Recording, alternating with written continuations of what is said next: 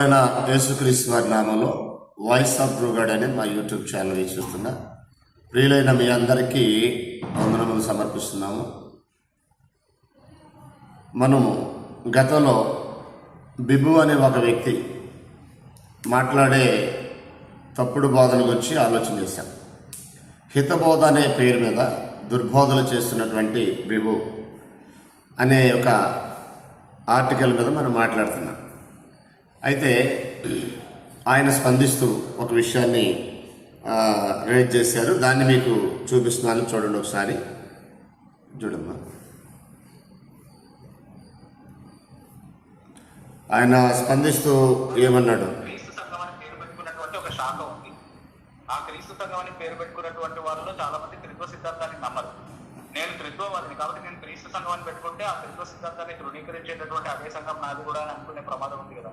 కాబట్టి నేను కేవలం బైబిల్లో ఉంది క్రీస్తు సంఘం అని, కాబట్టి నేను కూడా క్రీస్తు సంఘం అని పెట్టుకుంటాను అని చెప్తే అలా వీలవదు. ఎందుకంటే అది సమాజంలో వేరే విధంగా కమ్యూనికేట్ అయ్యేటటువంటి అవకాశం. కాబట్టి దాని నుంచి నన్ను నేను కాపాడుకోవడానికి కోసం మాత్రమే వేరే వేరే పేరు పెట్టుకుంటాను తప్ప నేను యేసుక్రీస్తుకి చెందిన వాడిని కాదు, నేను వేరే అని చెప్పుకోవడానికి అయితే కాదు. అయితే ఎగ్జాక్ట్లీ చర్చ్ ఆఫ్ క్రైస్ట్ అని క్రీస్తు సంఘం అని మాత్రమే పేరు ఉండాలి అని చెప్పేటటువంటి వాదన ఏదైతుందో దానికి చాలా ఉన్నాయి. యేసు సంఘం అని ఎందుకు పెట్టుకోకూడదు? నేను యేసుక్రీస్తు సంఘం అని ఎందుకు పెట్టుకోకూడదు?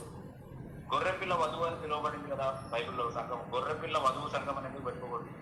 అంటే బైబిల్లో సంఘానికి ఇవ్వబడినటువంటి చాలా డిస్టింక్షన్స్ ఉన్నాయి కదా, ఆ పేర్లను ఎందుకు పెట్టుకోకూడదు? అవి పెట్టుకోకూడదు కాదు. చర్చ్ ఆఫ్ క్రైస్ట్ అని ఇక్కడ ఉంది కాబట్టి చర్చ్ ఆఫ్ క్రైస్ట్ అనే పెట్టుకోవాలి అన్నది వాళ్ళ వాదన. వాళ్ళ క్రీస్తు సంఘం అని పేరు పెట్టుకున్నటువంటి ఒక శాఖ ఉంది. రైట్, విన్నారు కదండి. బిబు గారి యొక్క ఆర్గ్యుమెంట్ ఎలా ఉందంటే, క్రీస్తు సంఘం అనే పేరు ఎందుకు పెట్టుకోవాలి? గొర్రెపిల్ల సంఘం అని పెట్టుకోవచ్చు, గొర్రెపిల్ల వధువు సంఘం అని పెట్టుకోవచ్చు, ఇంకేరేం పెట్టుకోవచ్చు, ఏ పేరైనా పెట్టుకోవచ్చు అనేది అతని ఆర్గ్యుమెంట్. ఎందుకు అలాగని అన్నాడంటే, క్రీస్తు సంఘం అంటే వాళ్ళు త్రిత్వాన్ని నమ్మరు కనుక, నేను త్రిత్వవాదిని కనుక, కాబట్టి నేను క్రీస్తు సంఘం అని పెట్టుకోను అని ఆ పేరు నేను పెట్టుకోను అని అంటున్నాడు. దీంట్లో నేను 2-3 విషయాలు మీకు వివరించాలనుకున్నాను. నెంబర్ 1, క్రీస్తు సంఘం అనేది ఒక మత శాఖ కాదు. బిబు గారు బైబిల్ చదవటం రాక, బైబిల్ తెలియక ఒక తప్పుడు ఆర్గ్యుమెంట్ చేస్తున్నారు. క్రీస్తు సంఘం అని ఒక మత శాఖ ఉంది, లేదా క్రీస్తు సంఘం ఒక శాఖ ఉందనే ఒక పదాన్ని వాడుతున్నారు. మరొకసారి చెప్తున్నాను, church of Christ it's not a denomination, it's a non denominational Christianity. క్రీస్తు సంఘం అంటే మత శాఖ కాదు. మత శాఖ కానీ అటువంటి నిజ క్రైస్తవ్యానికి సంబంధించిన ఒక బైబిల్లో ఉన్నటువంటి సంఘము. అది క్రీస్తు సొత్తు, ఆయన రక్తంతో కొనుక్కున్నాడు, ఆయనది ఆ సంఘము. రెండో విషయము, బిబు గారు మాట్లాడుతూ ఏమంటున్నారంటే, ఆ సంఘానికి అనేక పేర్లు ఉన్నాయి అనే మాటలు మాట్లాడుతున్నారు. దానికి అసలు పేరే లేదు అనే విషయాన్ని బిబు గారు గ్రహించాలి. గొర్రెపిల్ల యొక్క వధువు సంఘము, యేసు సంఘము, ఇలా కొన్ని ఉదాహరిస్తూ దానికి అనేకమైన పేర్లు ఉన్నాయన్నాడు. దానికి ఒక్క పేరు కూడా లేదు అనే విషయాన్ని బైబిల్ చెప్తుంది. అయితే గొర్రెపిల్ల యొక్క వధువు అన్న మాట వాస్తవం, క్రీస్తు యొక్క మంద అనే మాట వాస్తవం, అలాగే క్రీస్తు యొక్క రాజ్యము అనే మాట వాస్తవము. దాన్ని దేవుని ఇల్లని, దేవుని గృహమని, దేవుని వ్యవసాయమని, దేవుని రాజ్యమని, ఇలాగా పలు రకాలుగా వర్ణించిన మాట వాస్తవం. అవి పేర్లు కాదు. అవి వానరుకి చెందినటువంటి వానర్షిప్ను చూపిస్తున్నాయి. క్రీస్తుకు చెందింది అని చెప్పడానికి, belongs to Christ, we are belongs to Christ అని చెప్పడానికి వాడింది తప్ప అది పేరు కాదు. సంఘానికి క్రొత్త నిబంధనలో ఏ పేరు లేదు. ఇక్కడ మీరు ఈ విషయాన్ని ముందు కన్ఫర్మ్ చేసుకోవాలి. మీరు క్రీస్తుకు చెందినవారా, సాతానుకు చెందినవారా అనేది తెలుసుకోండి. నెంబర్ 1. తర్వాత మరొక విషయం ఏంటంటే, ఏ పేరైనా పెట్టుకోవచ్చు అనే ఈ ఆలోచన ఏదైతే ఉందో అది అసలు ఆ పేరే కాదనే విషయాన్ని గ్రహించాలి. మూడవది, సార్వత్రిక క్రైస్తవ సంఘానికి క్రీస్తు సంఘం అనే పేరు ఉండాలా అని మీరు చేసిన టైటిల్ ఏదైతే ఉందో అదే పెద్ద grammatical mistake. It's a very big grammatical mistake. ఎలాగంటే, క్రైస్తవులకి క్రైస్తవ సంఘం అనే పేరు బైబిల్ ఎక్కడ లేదు. అంటే క్రైస్తవులకి సంఘం లేదు, క్రీస్తుకు సంఘం ఉంది. క్రీస్తు సంఘాన్ని క్రైస్తవులు అన్నాడు బైబిల్లో.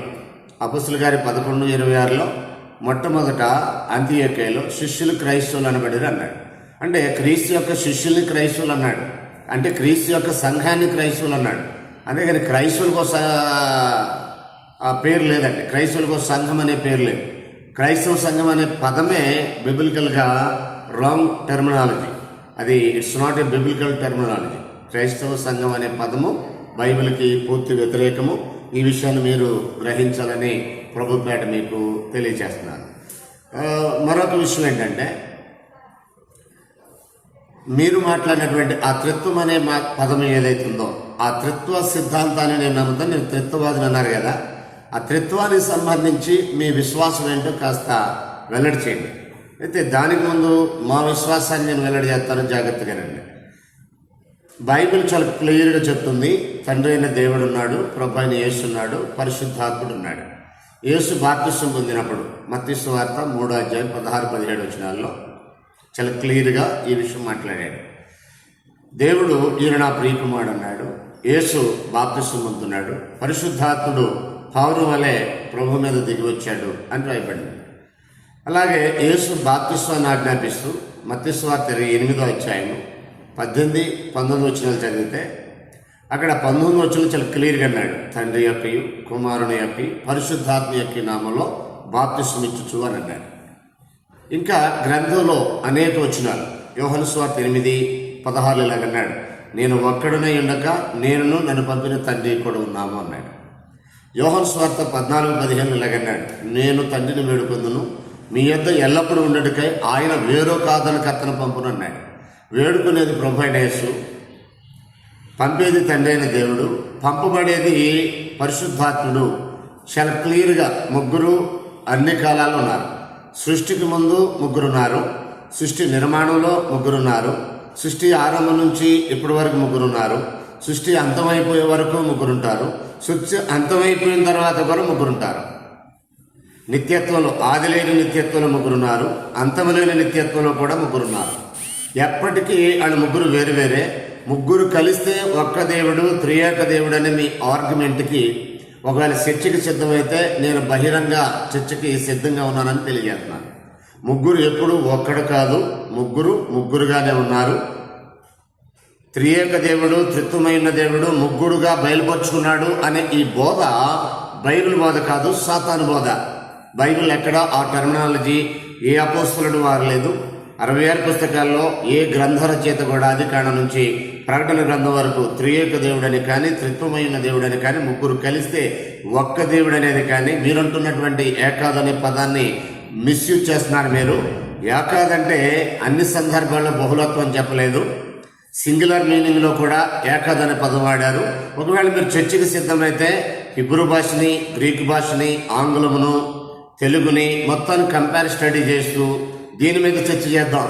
మీరు త్రిత్వవాదాన్ని నేను ఏకీభిస్తున్నాను మీరు అన్నారు కదా, మీరంటున్న త్రిత్వవాదం ఏంటో రుజువు చేయండి, సమాజానికి నిజం చెప్దాం.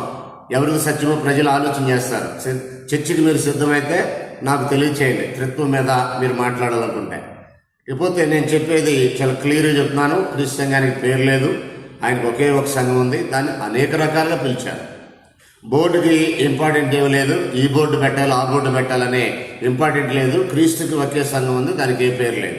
నెంబర్ 2, గొర్రెపిల్ల యొక్క వధువు సంఘం అని మీరు మాట్లాడేది, వధువు అంటేనే సంఘము, మళ్ళీ దానికి వధువు సంఘం అని అంటున్నారంటే మీకు సిఎస్ఐ వాళ్ళు కొంతమంది ఇలా చెప్తారు, సిఎస్ఐ చర్చ్ అని. చర్చ్ ఆఫ్ సౌత్ ఇండియా అనే దాంట్లోనే చర్చ్ ఉంది, మళ్ళీ సిఎస్ఐ చర్చ్ అన్నారంటే దట్ ఈస్ గ్రామటికల్ మిస్టేక్. వాళ్ళు పెట్టిన దానికి వాళ్ళు కూడా అర్థం తెలియదు. అలాగే మీరు మాట్లాడేదాన్ని మీకు కూడా అర్థం తెలియక మాట్లాడుతున్నారు. గొర్రెపిల్ల యొక్క వధువు సంఘం ఏంటి, గొర్రెపిల్ల యొక్క వధువు సంఘం, మళ్ళీ వధువు సంఘం అన్నారంటే మీకు బైబిల్ టెర్మినాలజీ అర్థం కాల, మీకు ఒక మత శాఖల యొక్క టెర్మినాలజీ అర్థమైంది. కాబట్టి మీ టెర్మినాలజీలో మార్పులు రావాల్సిన అవసరం ఉంది, లేదంటే మీ నిత్యత్వం సాతానుతో అనుభవించే ప్రమాదం ఉందని మీకు మీ చుట్టూ ఉన్నటువంటి మీ బ్యాచ్కి మరొకసారి హితోపదేశం చేస్తున్నారు. మీరు చేసేది హితబోధ కాదు, మేము చెప్పేది హితబోధ. హితబోధ పేరిట మీరు దుర్బోధ చేస్తున్నారని మరొకసారి ఉద్ఘాటిస్తూ ముగిస్తున్నాను. మీ అందరూ కూడా వందనములు.